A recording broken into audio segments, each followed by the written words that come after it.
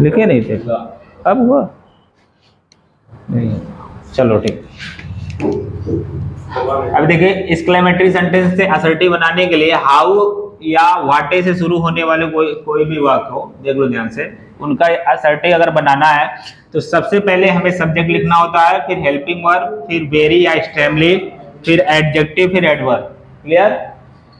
इतना प्रयोग करते हैं। आप देखो यहाँ लिखा हुआ है एग्जाम्पल में, how lovely the rose is, गुलाब कितना प्यारा है। अब इसको असर्टिव बनाओगे तो सबसे पहले क्या लिखोगे? सब्जेक्ट लिखो। सब्जेक्ट कौन सा है? रोज है, द रोज है, तो सबसे पहले लिखोगे द रोज, द रोज। फिर हेल्पिंग वर्ब आपका यहाँ पे जिसको लिंकिंग वर्ब कहोगे आप, द रोज एज। हाउ को तो हटा देना है, बचा एक ही वर्ड, वो भी लवली बचा। लवली हो कौन सा काम कर रहा है यहाँ पे? एडजेक्टिव का, इसके पहले वेरी लगाना होगा, the rose is very lovely. हाँ, स्टैमली भी लगा सकते, the rose is extremely lovely या वेरी लवली। ठीक है, क्लियर हुआ इतना? आ रहा समझ में?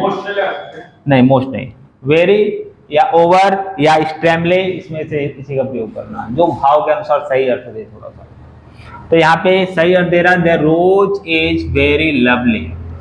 ये आपका एक्सक्लेमेटरी से असर्टिव बन गया। It's clear? आ रहा समझ में? और कहीं हाउ वाले सेंटेंस है? देखो इधर, यहाँ पे है एक, यहाँ पे है हाउ वाला। देखो कह रहा है कि how fearful the snake is. Subject कौन है इसमें? The snake. सबसे पहले द स्नेक लिखो, द स्नेक, द स्नेक। इसके बाद हेल्पिंग वर्ब लिखेंगे, यहीं पे मिल गया आपका हेल्पिंग वर्ब, ये जाएगा। ठीक है, इसके बाद हाउ तो गायब हो जाएगा, बचा fearful, लेकिन fearful के पहले आपको वेरी लगा देना, the snake is very fearful। हाँ, the snake is very fearful, ये हो गया। एक्सट्रीमली fearful भी कर लेते। अभी समझ लो पहले, ये क्लियर हुआ इतना? और भी कहीं हाउ है? अब वाटे पे देखते हैं। वाटे पे देखे, इसमें सब्जेक्ट कोई है क्या? द ताज है सब्जेक्ट। सब्जेक्ट कौन है? द ताज, इन्हीं को पहले लिखना होगा, द ताज। इसके बाद हेल्पिंग वर्ब क्या है? As, the Taj as. A लिखा हुआ ना?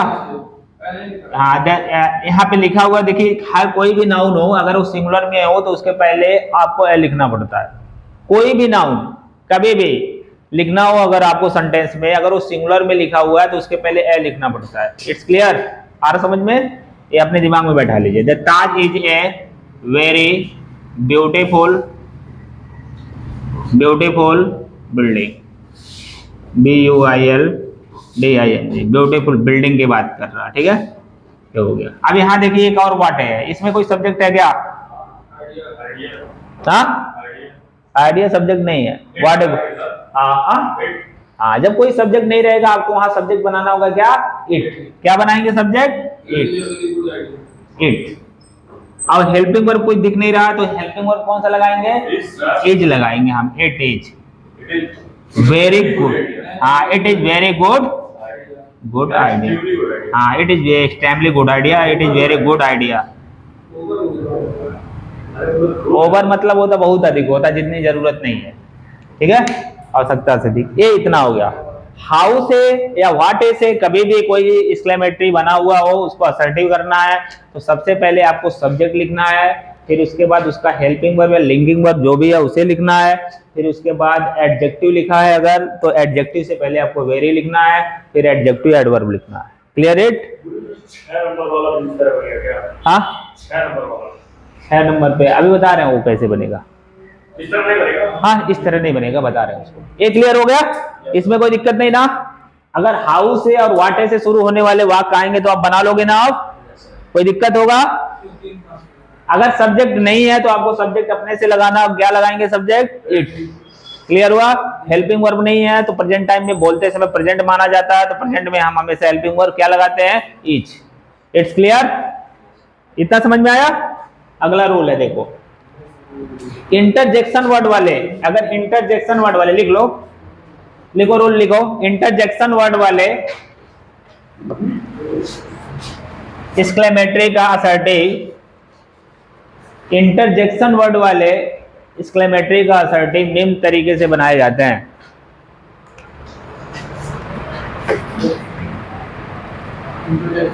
हाँ, इंटरजेक्शन वर्ड वाले एक्सक्लेमेटरी का असर्टिव निम्न तरीके से बनाया जाता है। अब कैसे देख लो ध्यान से। एलएस जो वर्ड होता है ना, एलएस, ये हमेशा दुख का प्रतीक होता है। दुख, हाँ, दुख वाला कोई भी वर्ड आता है एक्सक्लेमेटरी में तो वहां पे लिखोगे it is a matter of, it is a matter of sorrow या sadness, it is a matter of sorrow. अगर कोई खुशी वाला बात आ रहा है जैसे हुर्रे है, उसके लिए आपको लिखना होगा it is a matter of, it is a matter of joy, it is a matter of Joy. अगर प्रशंसा कर रहे हैं आप किसी का, प्रेज कर रहे हो, जैसे आपका ब्रेव वगैरह वर्ड है ब्रेव, तो इसके लिए आप लिखोगे it is a matter of, it is a matter of praise, it is a matter of praise. क्या लिखेंगे? It is a matter of praise. Clear हुआ इतना? आ रहा समझ में? और कोई बात आ रहा है, अगर घिड़ा आ रहा है तो it is a matter of contempt, आश्चर्य आ रहा है it is a matter of wonder. आ रहा समझ में? इसके बाद आपको क्या करना होगा, दैट लगा के जैसे लिखा वैसे उतार देना है। हाँ, उसको हटा देंगे, इन सारे वर्डों को हटा देंगे। एलएस लिखा होगा उसको हटाएंगे तो उसी के स्थान पे आ रहा ना, it is a matter of सारो। हुर्रे के स्थान पे it is a matter of Joy आएगा। ठीक है, ब्रेव के स्थान पे मैटर मींस मामला होता है। हाँ, कह रहा मामला खुशी की है कि, हाँ ठीक है, मामला आगे क्या वो बताएगा। ये क्लियर हुआ? असर्टिव में कभी भी हुर्रे लिखा है, एलएस लिखा है, ब्रेवो लिखा है, उसके स्थान पे यही सारी चीजें लिखनी है भाव के अनुसार। कर लोगे? हो जाएगा ना? चलिए आते हैं, इसको मिटा रहा हूं। इसको उतार लिया? उतार लो। उतारोगे नहीं तो कैसे बाद में कैसे कर पाओगे? जो काम की चीजें रहे उसे लिख लिया करो तुरंत फट से। मेरा काम हो गया सर। अब तुम ना खोना, वही कह रहे हैं ना। तुम मत खोना, कलम खो जाए बढ़िया, कलम खो जा रहा ठीक है, मत तुम मत खोना। चालू है।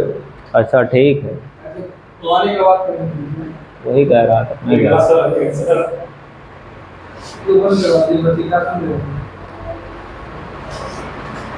ये कंप्लीट हो गया। चलो अब इसको सॉल्व कर रहे हैं हम। ठीक है, अभी देखिए यहाँ एलएस आप वाला वर्ड आ गया है। इसको कंप्लीट करोगे तो कैसे करोगे? इसको असर्टिव बनाओगे तो क्या करोगे? एलएस के स्थान पे it is a matter of, it is a matter of सारो, सारो कंजक्शन क्या लगाओगे? That. It is a matter of sorrow that, उसके बाद ही इज नो मोर। जैसे लिखा वैसे लिख देंगे, he is no more, he is no more. अब वो नहीं रहा। ठीक है, it is a matter of, बड़े दुख की बात है कि अब वो है नहीं रहा। क्लियर हुआ? हाँ, अगर इसको एक्सक्लेमेटरी में बोलेंगे तो इस तरह बोलेंगे alas he is no more. अगर इसको असर्टिव में बोलेंगे तो इस तरह बोलेंगे it is matter of sorrow that he is no more. हो गया? यहाँ देखो, ब्रेव, शाबाश, यू स्पोक सो वेल, तुमने बहुत बढ़िया बोला। हाँ, it is a matter of praise that, it is a matter of, it is a matter of praise, it is a matter of praise that, it is a matter of praise that you spoke so well, it is a matter of praise that you spoke so well।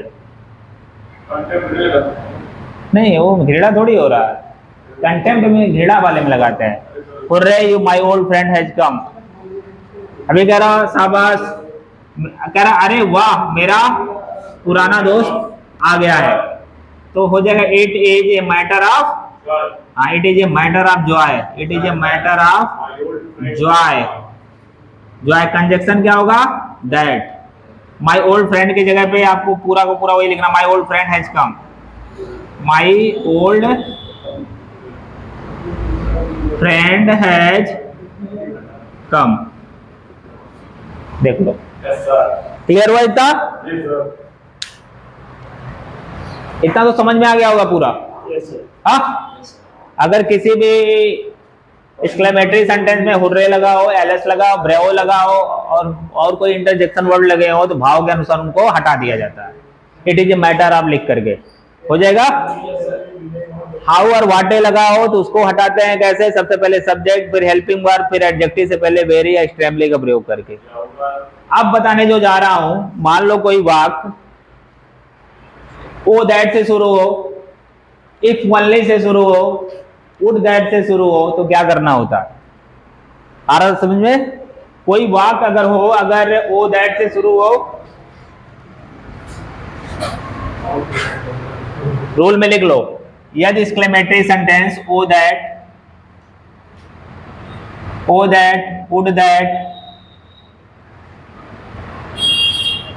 That, if only से शुरू हो, तो उसका assertive बनाते समय इसके स्थान पर आई विश दैट का प्रयोग करते हैं। आई विश दैट का प्रयोग करते हैं। वो अलग है, that अलग है। अगर असर्टिव बनाना है ऐसे वाक्यों का, जो वाक्य ओ दैट से, वुड दैट से, इफ ओनली से शुरू हो, तो इनके स्थान पे हमें आई विश दैट लिखना होता है। आई विश दैट, आ समझ में? हाँ, आई विश दैट, उसके बाद जैसे सेम लिखा वैसे लिख देंगे। अब देखिए अब कितना आसान हो गया इसको बनाना। ये देखिए कह रहा है ओ that I were a bird, काश मैं एक चिड़िया होता। चिड़िया बनने की। हाँ, अब इसको जब असर्टिव बनाएंगे तो हो जाएगा I wish that I were a bird. हो गया, फिर यहाँ पे फुल स्टॉप लग जाएगा, I were a bird. I wish that I were a bird हो जाएगा। अगला देखिए, यहाँ कह रहा would that they were safe, काश वे बच गए होते। I wish that